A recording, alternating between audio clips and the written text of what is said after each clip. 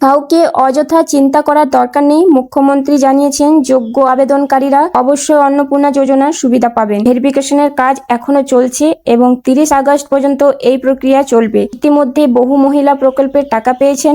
যাদের স্ট্যাটাস এখনো under inquiry দেখাচ্ছে তারা ধৈর্য ধরে অপেক্ষা করুন। নমস্কার বন্ধুরা, সোনার ফ্যামিলি নতুন একটা পর্বে আপনাদের স্বাগত জানাই। যদি আপনারা অন্নপূর্ণা যোজনার স্ট্যাটাস এখনো আন্ডার ইনকোয়ারি থাকে তাহলে এই ভিডিওটি অবশ্যই শেষ পর্যন্ত দেখুন। নতুন করে ভেরিফিকেশন শুরু হয়েছে, যাদের এখনো ফোন করা হয়নি বা বাড়িতে গিয়ে যাচাই করা হয়নি তাদের ক্ষেত্রেও ধাপে ধাপে ভেরিফিকেশন করা হবে। এই ভিডিওতে জানাবো কবে স্ট্যাটাস আপডেট হতে পারে, কবে টাকা পেতে পারেন এবং কোন বিষয়গুলো মাথায় রাখা জরুরি। এছাড়াও আলোচনা করব ভুল তথ্য দিয়ে আবেদন করলে কি হতে পারে এবং কেন সরকার আবার নথি যাচাই করছে। যদি সব তথ্য সঠিক থাকে তাহলে ভয়ের কোনো কারণ নেই, তবে ইচ্ছাকৃতভাবে ভুল তথ্য দিয়ে আবেদন করলে প্রশাসন নিয়ম অনুযায়ী ব্যবস্থা নিতে পারে। সরকারের পক্ষ থেকে জানানো হয়েছে যোগ্য আবেদনকারীদের আতঙ্কিত হওয়ার প্রয়োজন নেই। 30 আগস্ট পর্যন্ত আবেদন ও ভেরিফিকেশন চলবে, তাই যারা জুলাই বা আগস্টে আবেদন করবে তাদের ক্ষেত্রে ভেরিফিকেশন সম্পূর্ণ হলে নিয়ম অনুযায়ী সুবিধা দেওয়া হবে।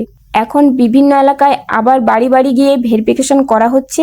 গ্রাম অঞ্চলে পঞ্চায়েতের বা আশাকর্মী এবং শহর অঞ্চলে পৌরসভার কর্মীরা নথি যাচাই করতে আসতে পারেন। তাই কেউ এখনো না এলে চিন্তার কিছু নেই। আগামী কয়েকদিনের মধ্যে আপনার এলাকায় ভেরিফিকেশন হতে পারে। ভেরিফিকেশনের সময় সাধারণত আধার কার্ড, পরিচয়পত্র, ব্যাংক অ্যাকাউন্টের তথ্য এবং আবেদনপত্র দেওয়ার তথ্য সঙ্গে বাস্তব তথ্য মিলিয়ে দেখা হচ্ছে। এছাড়া আবেদনকারী প্রকৃত সুবিধাভোগী কিনা তাও যাচাই করা হচ্ছে।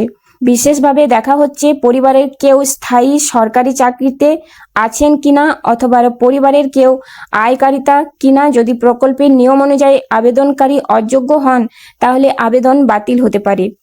অনেকেই জানতে চান স্ট্যাটাস আপডেট হতে এত দেরি হচ্ছে কেন। কারণ একটি আবেদন একাধিক সরকারি দপ্তরে যাচাইয়ের মধ্যে দিয়ে বাড়ির ভেরিফিকেশন, পঞ্চায়েত বা পৌরসভার রিপোর্ট, ভিডিও অফিস, সমাজ কল্যাণ দপ্তর এবং অন্যান্য প্রশাসনিক ধাপ সম্পূর্ণ হওয়ায় পরেই চূড়ান্ত অনুমতি দেওয়া হয়। যদি আপনার স্ট্যাটাস এখনো আন্ডার এনকোয়ারি থাকে তাহলে আতঙ্কিত হবেন না। ভেরিফিকেশন শেষ না হওয়া পর্যন্ত এই স্ট্যাটাস দেখাতে পারে। রিপোর্ট জমা পড়ার সঙ্গে সঙ্গে ধাপে ধাপে স্ট্যাটাস আপডেট হবে। যোগ্য হলে আপনার অ্যাকাউন্টে সরাসরি টাকা পাঠানো হবে। আর যদি আপনি ভুল তথ্য নিয়ে টাকা নিয়েছেন তাহলে সে টাকা আপনাকেও ফেরতও দিতে হতে পারে।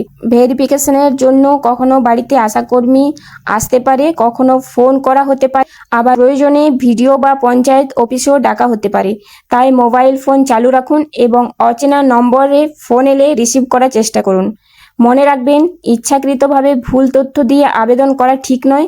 যদি তদন্তে প্রমাণ হয় যে কেউ তথ্য গোপন করে সুবিধা নিয়েছেন তাহলে প্রচলিত নিয়ম অনুযায়ী আবেদন বাতিল হওয়ার পাশাপাশি প্রয়োজন হলে ইতিমধ্যে পাওয়া অর্থ ফেরত চাওয়া হতে পারে। তাই আপনার করণীয় হলো সব নথি প্রস্তুত রাখা, ভেরিফিকেশনের টিমকে সাহায্য করা, শুধুমাত্র সঠিক তথ্য দেওয়া এবং কোনো গুজবে কান না দেওয়া।